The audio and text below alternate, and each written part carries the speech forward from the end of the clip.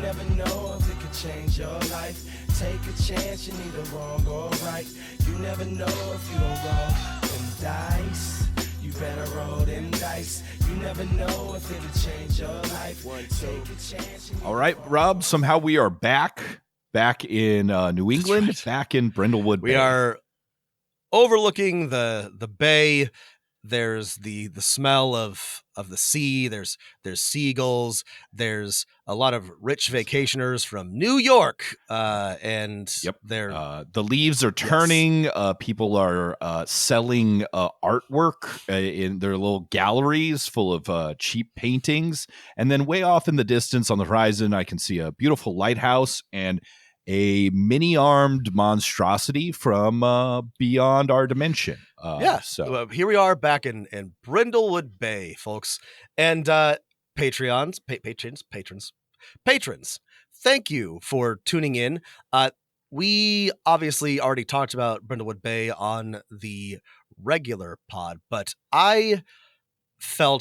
we both felt like there was a lot to talk about specific to game mastering. And I really like the session that I ran really like opened some things up for me. And I thought it was a really great game to run to sort of like level up my game mastering and to challenge myself.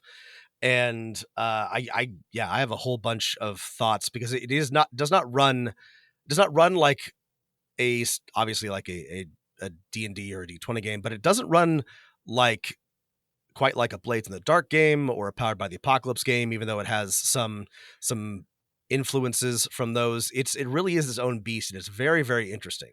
It is, I think, one of the most satisfying ways to run not exactly a mystery, but a mystery genre game. You know,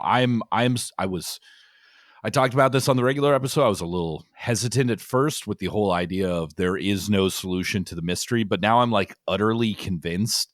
And like in my last prep for my Star Trek game that I'm running, I just, I'm like, all right, here are 3 solutions to the mystery. Like we'll run this like Brindlewood Bay. Let's see which one the players decide on, and I'll switch the clues to just kind of make it a little easier because I'm tired of making a mystery that is too hard to solve. This way is way more fun. Yeah, we'll talk about this in a minute, but even if your players, even if you forecast this to your players and let them know what they're doing, it is challenging.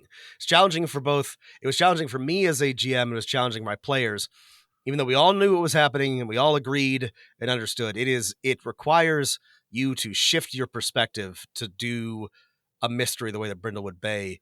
Did you get any like pushback? Was anyone like, I find this less satisfying? No, everybody liked it, but people were having trouble. They kept asking me like, wait, you really don't know? And I was like, no, I don't. I have not. There's no secret. There's no clue back here. And they're like, okay.